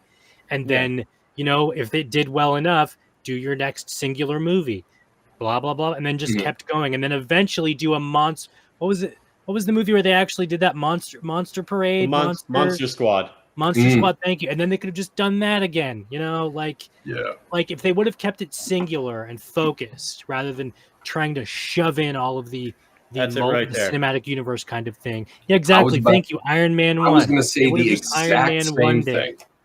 I was going to say the exact same damn thing, because when they did Iron Man 1, they were like, we don't know if this is going anywhere, so we're just going to make a good movie. And then it took off, and then they were like, okay, it's off to the races now. But DC ran into this at the same time. They were like, hey, instead of making singular movies that build our characters up, let's try to catch up to Marvel as quickly as we can, and let's just throw out our Justice League stuff. Yeah. And it's like, the Justice League, I appreciate those Justice League movies. Like, there's a lot of really cool stuff that happens in Zack Snyder's universe. There's a lot of really dope cinematography. Batman in the warehouse scene. It's awesome. It's awesome. That was so dope.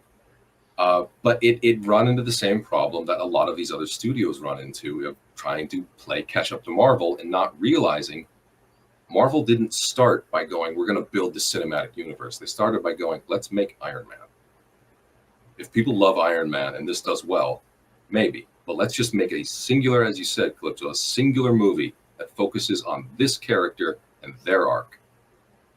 And then we can do collabs later. But let's focus on this one thing. Exactly. Like, it took them 10 years or whatever to get up to the Avengers. Yeah. But that's 10 years of building up this thing. And they were all cinematic.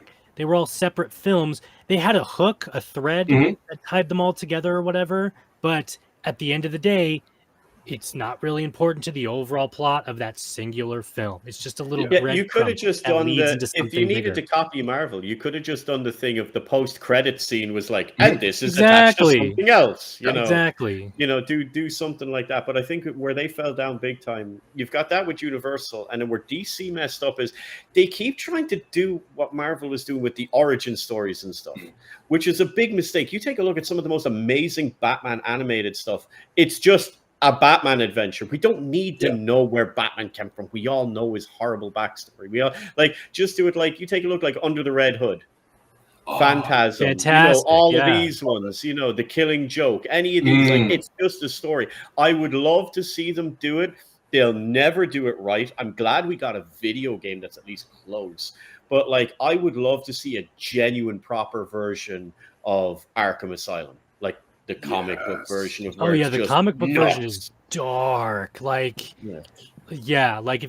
anybody out there hasn't actually read the comic version of Arkham Asylum, please just read that comic. If you never read a Batman comic, read it. The art is fantastic, and the story is we were talking about psychological horror earlier. It's totally psychological horror. And for a Batman comic. There's one key to fix all of this as well, because we've got like this superhero fatigue stuff now, right? We don't have superhero fatigue. It's they've gotten lazy and useless and just want to print money rather than invest in story. But there is one thing that could fix it. It would be a great finish. It would be a great wrap up, and it would actually sell gangbusters. They could make all the money in the world and just cash it in and walk home on the Disney side or with the Marvel side. All right, you got me hook, line, and singer. Deadpool kills the Marvel universe. Just make that comic into the movie and then just go, now we're done. Because it would actually wrap it all up perfectly, because we're already did the multiverse, the fourth wall breaking, all crazy stuff and all like that. It's like, you're not doing anything with these for the next 2 decades anyway. So just nicely wrap it up. And while we're still on the bit, while it's still actually entertaining to watch Deadpool, because I'm a huge Deadpool fan. Like I'm a massive Deadpool fan. Like I have Deadpools all over the place here, right? I love that. This little one I got, the thing is literally sitting on the edge of the reading the script in the movie. Oh, that's he awesome. sits on my desk there. But it's getting a bit overboard now, where every character is trying to be Deadpool. Mm-hmm. Like the only characters that work with that stupid kind of fourth wall breaking or silliness is Spider-Man and Deadpool. Mm-hmm. It doesn't work for everyone else. I was watching the Devil May Cry anime. I refuse to watch it. I refuse to watch it. A lot of people liked it. A lot of people don't like it. But there was a joke in the first 10 minutes of it. And I'm like, why did they turn Dante into Deadpool? Like, it was literally a Deadpool joke. And it's not like Dante's silly and goofy anyway. You can get away with all of that. But there's a load of mercenaries. I'm not going to bore you with it, but there's a load of mercenaries trying to like attack him, and they break into a room and they're all shooting guns and stuff like that. And he literally kicked back from the desk, right? Mm-hmm. And then the camera cuts around and he's standing beside the mercs shooting as well, going, who are we firing at? Like, that's Deadpool. That's what are you doing? That's a Deadpool joke. I haven't seen it, and I will reserve judgment until afterwards. Oh yeah, go watch it. I will say, like, there was a similar scene, similar opening scene in Devil May Cry 3, except instead of mercenaries, it was the little devil monster creatures that bust into his Devil May Cry thing and try to steal his pizza, and he just goes around the entire room. That was awesome. That was perfect. That was very, very done. They could have actually just copied that for beat, and it would have been an interesting like homage, because they do kind of it a little bit, but not the same way as it works in the game. It's like, but Dante's already silly and goofy. You don't need to write him as Deadpool. Like it's like everyone has to be the fourth wall breaking clown and all. They forget that. Like, again, this whole part of whenever they get other people to write the characters for the movie, they tell them, like, don't read the comic books, don't do anything. I want you to go into this with a fresh idea and all. They forget why Deadpool is the way he is. He's insane because he's got brain cancer and hyper healing. So his cancer is also healing, crushing his brain. He is literally insane. In the comics, he's got 3 voices in his head talking to him at all times. Like... Yeah, the fourth wall breaks that he does, they aren't, hey, I'm going to break the fourth wall. It's, he's insane. And so he's just like, hey, imaginary person, let me talk to you over there. And you got Wolverine going, Bub, what the hell are you doing? Like the way he was portrayed, I know a lot of people didn't like it, but I absolutely loved it. The game, the PlayStation game. It was the PlayStation game is the best version of, like, the best version of that's Deadpool. Nuts. Like, that's really thing. And even with the ad, like, Deadpool, tacos, definitely, like, it's just, that's how you do it, because it's just nuts. Yeah, absolutely. I want to shout out one horror video game that I used to play as a kid that I don't hear enough praise for. I also don't hear enough rumblings in the industry as a possible remake. Nightmare Creatures. Dude, Nightmare Creatures. The original Bloodborne. The original Bloodborne. Yes. That's what I was hoping for when I seen Bloodborne. I'm like, okay, cool. The Japanese got this. Yeah. Maybe we'll get more. You know? Because it's such a wasted franchise. I know, dude. I love that game. It blew my mind when I cut an enemy in half.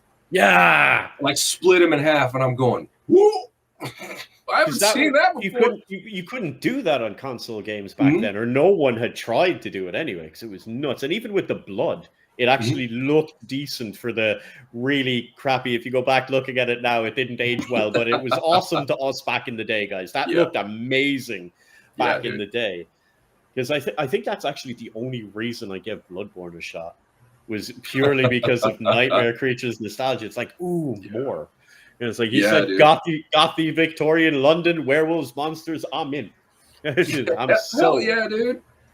And I got really, really excited when I was seeing the Nintendo. Yes. And I saw the Dusk Bloods, and I was going, oh my god, oh my god, it might be a Nightmare Creature. Oh my god, it has a sigil and everything. Oh my god. But yeah, it needs... I wonder who has the rights to that now. I have no clue, man. I'll need to go chasing that up. I'll find that out. Makes me wonder if it's buried in like some legal office or something, and they don't even know they have it. You know? No, there's a lot of studios. That's a weird thing that happens all the time in the industry. Yeah, like someone buys a studio, and then said studio and IP comes with like 50 or 60 games, and they only want like 10. Yeah, like the same thing happened to THQ when they got when they sold off all their stuff. Yeah, it's owned. You're not going to believe this, by Activision. Well, never seen the light of day again. Yeah, Then it's dead. Theoretically, Microsoft could pump out one of those in the morning and get back cash monies. They could, but it is a very obscure game. It wouldn't take an awful lot to redo it. Like it like you could up-res that. You could like just reskin that, do a kind of a Demon Souls, just redo the first game, debate it to see if anyone wants to do it, because that's what they do with a lot of the remasters. They see is their interest in the franchise and all like that. Can we move forward with it? Because we're moving back into that, because there's not a lot of games, which is why Deadhaus sits in a very peculiar wheelhouse. There's not a lot of games for this genre. Like right now, you've got Bloodborne, you've got Dusk Bloods, you've got technically, I think Diablo 4 is the kind of the serious, dark, gothy kind of. You don't have a ton. Path of Exile 2 to a lesser extent, like it's not as dark and gothy, but. If you want to go back a generation, we've got the Order 1886. I loved that game, dude. You know, people knock on it all you want, but like it had one of the best stories I've ever witnessed in a game. I thought the combat, you know, was just fine for what it was. Like, I feel so bad for Ready at Dawn that they got screwed over by. Because what's crazy is like that game was ahead of its time, and then you have a billion other games doing the exact same thing with like it's just a movie, but you play it occasionally, and people love those things. So what the hell happened?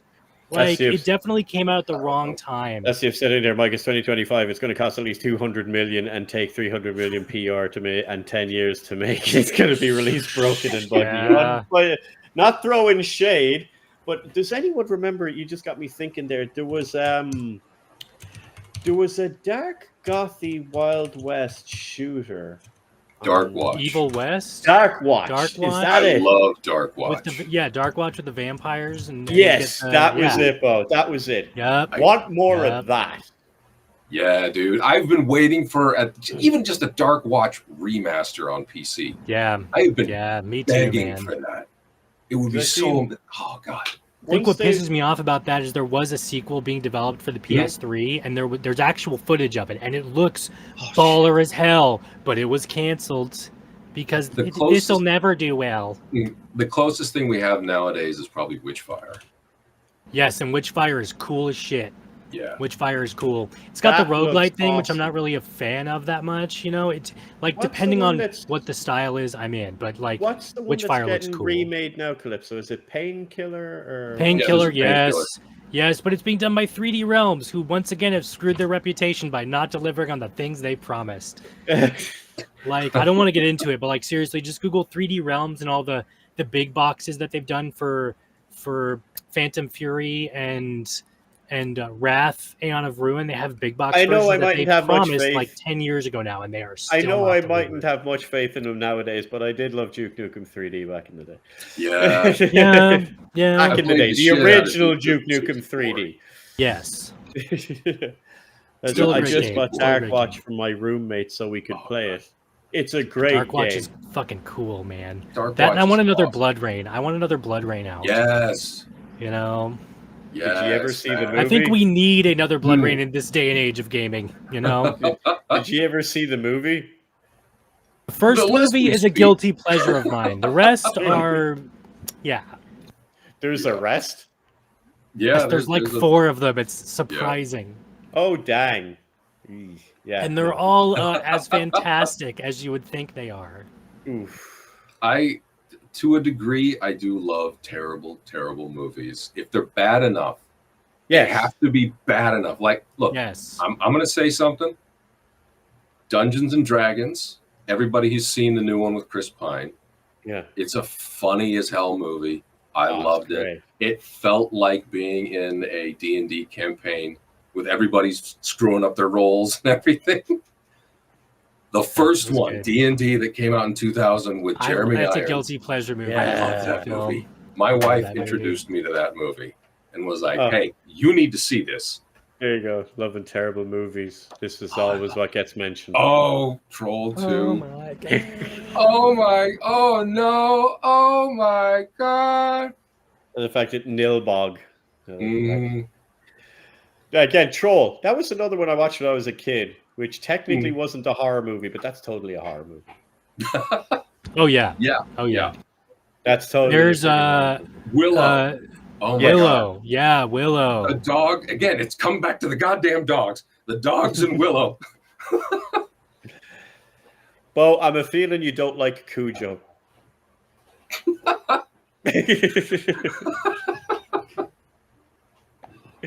The trap scene in D&D was great. Yeah. Oh yeah. Oh yeah. God.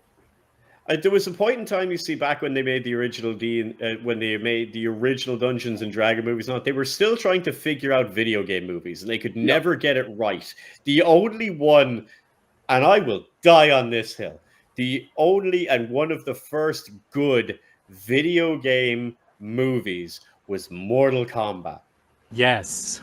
I will agree. I will agree. There's other ones hit or miss now, but Mortal Kombat is like, yes. And that's where the theme tune came from. It didn't even come from the game. Yep. It took them 20 years to put that in a bloody video game because they're idiots. Like, how do you not have that as the theme tune to you? Like, you get Buckethead to write a theme for your movie for Mortal Kombat, and then you elect not to use that amazing... Dude, that was such a cool melody. It's... It does it iconic. itself. It does it itself. You don't even need to do anything. You just need to show a logo, play a few bars of that, and that's your marketing done. Yeah. That's 100%. All you need is that Mortal Kombat. Yep, that's it's hype, the song. Yeah, dude. It is hype encapsulated into a song, and it's the perfect. movie Secret Level just feels like a video game. I would play the shit out of the game if it was one. Dude, yeah, the Secret Level Warhammer section. Yeah, I was hit and miss on Secret Level. There were a couple of ones like as for a giant marketing campaign, it worked occasionally. Like I bought Sifu because of a Secret Level. I bought. I kind of like the Pac-Man thing. I like where they went with the Eldritch. Pac-Man was cool. Eldritch I loved Nightmare Eldritch Pac-Man. Pac-Man. Yeah, dude. Shit was baller. Like some of them were hit and miss, but like overall, it was all right. Yeah. I still think Love, Death, and Robots is better, but that's obviously an entirely different. Yeah, but they're the non-licensed version of the whole. We're not doing that. The Love, Death, and Robots has got some really cool. Isn't there another one of those coming soon? Yes, the new season is coming out soon. And there may be another season of Secret Level. Yeah, hope so. I think it did okay the first time around. I think for overall, you know. That would be great teaser marketing type stuff of either stuff that's just come out or stuff that you're planning on coming out in the next like 6 to 12 months and all like that. Because I definitely think that's fantastic. Yeah. Like the thing I love that came out of this, I didn't mean to interrupt you. No. The thing that I loved about that came out of the Secret Level thing, like you guys remember when the Astartes animated series showed up on YouTube, right? Yeah. And I think his name is I.M. Peterson. I think. But yeah, he was the one who directed the Warhammer thing in Secret Level. Because they were like, hey, you made Astartes, dude. Come on, make this shit. But the cool thing is they are allowing him to create an entire series in Warhammer 40K based on all of the stuff that he's made. That'll be nuts. That's cool. Gonna be incredible. I'm not a Warhammer guy, but that's really cool. Yeah. I'm really curious to see where we go with this Henry Cavill stuff. Yeah, very much. I am too. If he has production control and creative control, So, then it'll be fire. Here's what happened. So it was getting shaky for a while, but then recently they got rid of some showrunners or whatever, and okay, Cavill, you're back in control and all like that. So that should be going forward with that. I always love this, like, just listen to the guy, because anything he gets involved with, he's clearly deeply obsessed. Yes. Like with The Witcher and all, that's where it all went wrong because they didn't listen to him. But one of my favorite parts is, I don't know if you watched it, there's like outtakes where on Netflix you can watch the behind the scenes stuff of The Witcher. And there's talking to the cast and all like that. My favorite bit is they're in Kaer Morhen and he's there as Geralt and all like that. And they're all talking. It's like, oh, what's this like? And that. He says, I just want to stop for a minute and point this out. He says, no one here gets it because no one here is into Warhammer. But I just want you to all look at those lights. And he looked up, he's like, that's a Blackstone Fortress. And it's like literally a model of a Blackstone Fortress done up as the lampshades. He's like, that's a Blackstone Fortress. He's like, I've been saying that every day and no one knows what I'm talking about. And the camera cuts up and I was like, it is. It is a Blackstone Fortress. God, that is awesome. And the fact that you get away with that. So that guy is clearly nuts into it. Oh, yeah. Let him run with it. Oh, yeah. Oh, yeah. King of the nerds. King of the nerds, you know. I'm really curious about his next bit as well, because the one that's moving forward now is the guy that made John Wick has him as the lead character for Highlander. Yeah, that'll be interesting to see. Yes. I don't know if they... Henry Cavill. Yeah. You mean Henry Cavill's going to be the one going... There can be only one. Yes. My name is Connor McLeod. Yes. Dude, that's awesome. Like, I trust him with nerddom. Yes. And I have got to find a way to get into contact with that dude and get on this Warhammer thing. It's like, look, I am 6'7". Jesus, man. I am like 320 pounds. I am humongous. We need to get that boy in armor now. Get me in the goddamn power armor. We need to get that boy into power armor right away. Yeah, exactly. He is nerding a lot less now. He is being a father and grilling. Look, you got to grill when you're a dad. It's a rule. This is true. Yes, it is. This is what happens. It's like an unwritten rule. But yeah, well, we're going to push that onto people. Like, we need to see about that and get you involved somewhere with that, because I think the two people fighting the hardest for that would be you and Chris Sharps. Both obsessed with Warhammer. Two resident Warhammer voice actors, you know. We're starting to get a lot of crossover with that and with Deadhaus and 40K. Yeah, dude. You got grim dark. You've got grungy, gritty, nasty. You've got nothing is shiny. Everything is just gross. Eldritch horrors from beyond the cosmos, driving everyone insane, trying to destroy the universe. Yeah, like you've got the Eldritch shit in Deadhaus, and then over in Warhammer you've got warp fuckery. Yep. And ironically, that's what we call lag when we're playing Space Marine 2 or anything like that. When it messes up, it's just warp fuckery. That's awesome. Because what a better way to explain it when someone just magically... Yeah. It's Beau could most definitely do a Space Marine voice in full power armor suit. Yes.